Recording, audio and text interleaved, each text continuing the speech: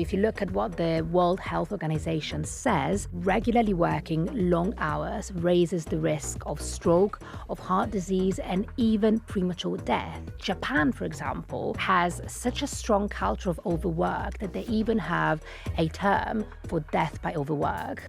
Hey, I'm Hannah, and this is What in the World, the podcast for all of your news, trends, and talking points from the BBC World Service. What if every week we could have 3 mornings of lions instead of 2? The 4-day work week is being trialled across the world, and for some people it feels like they're finally hitting snooze on the burnout. A recent study found that people who work 4 days instead of 5 say that they feel more productive and they feel better and happier working fewer hours. But does this actually work in practice for every type of job and in every culture? And if the results are so clear, then why aren't we doing it already?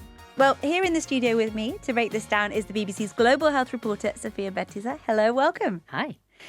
Why do we even work 5 days in the first place? Something that a lot of people are probably asking. It just feels like a routine that we've got ourselves into. Yeah, and a lot of people don't question it, right? But it's sort of only been the case for the last 100 years. Before that, people actually used to work 6 or even 7 days a week. So yeah, it was worse. So what happened is that at the beginning of the 20th century, factory workers started demanding shorter hours. And that's how the 5-day week came about. And it was then popularized by big companies like Ford, which actually realized that if they gave people 2 days off, they would come back more productive. But if you think about it, 100 years ago, we were a society mostly based on agriculture, on factory workers, and things have changed massively. And yet working hours have stayed essentially the same. That's really interesting. If there can be change from 7 or 6 to 5, then maybe there can actually be change from 5 to 4. And you have been speaking to researchers and campaigners who have been trying to make this happen. And there have been all of these trials. How did they work? The 4-day week is based on a principle that's called 100-80-100. So what that means is that you work for 100% of the pay, but only 80% of the time, as long as you keep up 100% of your productivity, right? And the key here is that it's not about cramming in 5 days worth of work into 4. So it's not about doing really long hours. And actually what's interesting is that research says that that has the opposite effect. So that leads to stress, to burnout. So it's not about that. It's about working smarter and cutting waste. So for example, shorter meetings, fewer meetings, better use of technology. And what campaigners for the 4-day week are saying is that with AI now automating a lot of our tasks, this is a really good time. And like now more than ever, it is really possible to achieve that 100-80-100 goal. And there was a study into this. What did they find? So the study is the biggest of its kind. So essentially, researchers from Boston College looked at 141 companies that decided to trial the 4-day week. And they looked, so this was across multiple countries, the US, Canada, the UK, Australia, New Zealand, and Ireland. And what they looked at is 4 components. They looked at job satisfaction, burnout, physical health, and mental health. And they found that overwhelmingly, people reported being happier, being more satisfied, and being sort of more better at their jobs when they switched to a 4-day week. And what's interesting is that the trial is over now, but about 90% of the people that took part decided to keep doing it. And the companies let them? Yeah. That's amazing, because I would have thought that was one of the big barriers to this. Bosses wanting things, not wanting change, shall we say. But the countries you mentioned, first of all, they're all Western countries, something we should probably talk about a little bit. And the second thing is that in this study, it was self-reported, right? So people might have just said that they were just as productive because, I mean, to be honest, what would you say, right? I would like a 4-day work week. I'm really productive. I could do 5 episodes of the podcast in 4 days. Just give me a chance. Well, that's the thing. The results the researchers got came from employees. So there is a chance that they might have exaggerated the benefits because they wanted that extra day off. And honestly, I don't blame them, right? And then the other thing is that all the companies that took part in the trial, they did it voluntarily. So I think when you talk about a barrier being bosses who are skeptical, clearly they were already kind of open-minded and thinking about this idea. And then the other thing, as you said, precisely, this sort of trial took part only in Western countries. So it doesn't really take into account how developed a country is or what work culture looks like in that country. For example, if you take Africa, a lot of people in many African countries work in the informal sector, in mining. And so, I mean, they're nowhere near this sort of conversation. Were all of the companies that trialled this out, were they kind of standard office jobs, quite flexible ones? Not really. They were all. It was mostly office jobs, but it was also restaurants, for example, or care sectors. It was a bit of a mix, but it is easier to implement this in an office job. The size of a company also matters. So, for example, a startup that employs 20 people, for them it's a lot easier to decide to try and work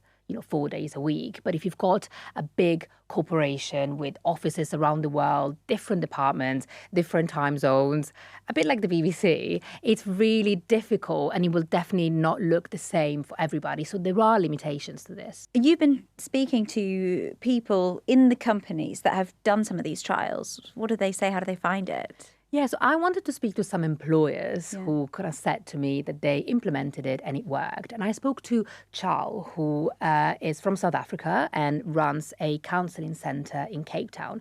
And he said that for him, implementing the 4-day week was like it changed everything. He was managing a staff of 56 people, psychologists who worked at a university of 30,000 people. They were severely burnt out. They were calling in sick all the time. They found it really difficult because, I mean, South Africa is one of the countries that ranks at the bottom when it comes to mental health. So they were constantly exposed to other people's trauma and, they were really struggling. So he decided to implement a 4-day week. And interestingly, he got a lot of pushback from his employees. They said, well, this is never going to they were like, this is great in theory, but it's never going to work. But he said that it did and that the results were phenomenal. So he said that in the year before the trial, the team logged 51 sick days.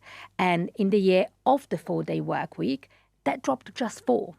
And he said that people had more time to themselves, so they were healthier, they were happier. But he said they were also better at their jobs because they were more focused and they showed a lot more empathy in their therapy sessions. Were there any companies from the trials that said, we tried it out, it didn't work? Well, 10% of the companies in the trial decided not to implement it. So that's a minority, but that number is still there. And it does happen. One example is Microsoft. So in 2019, Microsoft in Japan implemented a 4-day work week as a trial, and the results were really positive. And in fact, productivity did not drop at all. But they still decided to bring back the 5-day week. So, it is a long process. How would it work in a restaurant or a healthcare job? It's really hard. And campaigners admit that that's one of the big limitations. So a hospital, for example, you can't just shut down a hospital for 3 days. But it doesn't mean it's impossible. So it's instead of maybe doing 4 days a week, it's about doing shorter hours or readjusting how you do shift work. So it is possible. Because shift work is one of the things that leads to massive burnout, isn't it? I mean, actually, I think there are studies that show that the way we work isn't actually very good for us. Yeah, so there's a solid body of research that shows that if you work long hours, that's really bad for your health. It leads to stress, anxiety, burnout. But it's more than that. So if you look at what the World Health Organization says, they say that regularly working long hours raises the risk of stroke, of heart disease, and even premature death. And that's what campaigners for the 4-day week say. They say that the way that we work now, 5 days out of 7, is actually bad for our health. And that, when we have more time to ourselves, we are more physically active, we spend more time with our family, with our friends. And so when we go back to work, we are more focused, we are more energized. So it's not only better for our health, but it actually makes us better at our jobs, they say. They say. Around the world, people work in very different ways. And in China, I was reading about the 996, which is people working from 9 a.m. till 9 p.m. 6 days a week. I mean, there are cultures that have it a lot worse off. Yeah, and I think that's a really interesting point because all the experts I spoke to said that cultural differences are actually the biggest barrier to this because they're so deeply ingrained into who we are, how we grew up, where we live. So China, the 996 culture, that means most people work from 9 a.m. to 9 p.m. 6 days a week. You've got Japan, for example. So Japan has such a strong culture of overwork that they even have a term for death by overwork. People die from overwork. I mean, I think around the world it happens, but I think Japan just documents it. So it's not that it happens just in Japan. And that's haroshi. People come in early, leave late, even if they have nothing to do. It's just how it is. And there are all sorts of benefits that people are not even taking because it looks bad. So, for example, men in Japan are allowed 1 year paternity leave, which is very generous. That is, yeah. Yeah. Most of them don't take it because it looks bad. There are some countries that already have fewer working hours, shorter working hours, like France. I mean, they brought that in years ago. Yeah, and interestingly, trials for the 4-day week are happening or have happened across the world, not just in places like France or Germany or Spain, but Botswana, the Dominican Republic, Brazil, South Africa. So there's definitely an interest in that. So if you take Iceland, that's a really good example. In Iceland now, 90% of workers have a right to a shorter work week. What about the money, though? Businesses might say that having people working fewer hours makes them less money.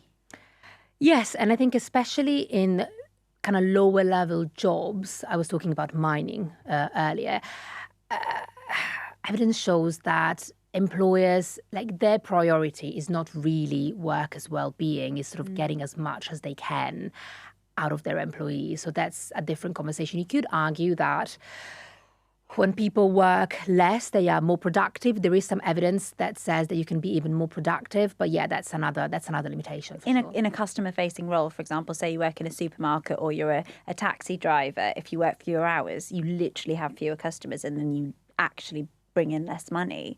That's a pretty strong argument, isn't it? That I think if you're self-employed, absolutely. Oh, if you're self-employed, yeah, that would be really, really tricky to implement. I mean, it would take quite a lot of self-control, wouldn't it? Yeah, it's definitely not a one-size-fits-all. It isn't. I'm really interested in how this conversation's happening now because, gosh, not that long ago was the dreaded COVID pandemic, and that changed things for all of us. I mean, there was, the Zoom meetings and working from home, and now we've got this massive cultural shift that is AI, and people who are joining the workforce for the first time or who joined in the last few years, they have very different expectations and priorities. Absolutely. Younger people are questioning more and more the 9-to-5 office-based work model. They have completely different priorities and ideas about what work means and what sort of the purpose of work should be. So for them, what's top of the agenda is work-life balance. Across the world, one of the first questions that Gen Z job seekers ask is what the working hours are and whether there's options to do remote work. So that's a really interesting shift. And in Japan, we were talking about Japan and how the culture of overwork is deeply ingrained. Now, younger men are taking paternity leave more, so about 30% are, which is still quite low. But if you think about the fact that it used to be zero a few years ago, so there is a change there. And what's interesting, though, to me is that it's not just younger workers. There was this global study that came out earlier this year, which showed that for the first time ever, work-life balance outranks pay when it comes to sort of what the top priority for your job should be. And that's not just Gen Z, it's millennials, it's boomers, it's Gen X. So we are, I think, seeing a change across generations when it comes to what people think their priorities should be when it comes to their careers. Sophia, thank you so much. Thanks for having me. That's it from me today. But if you like this episode, please do subscribe and share and check out some of our other episodes. I'm Hannah. This is What in the World from the BBC World Service. We'll see you next time.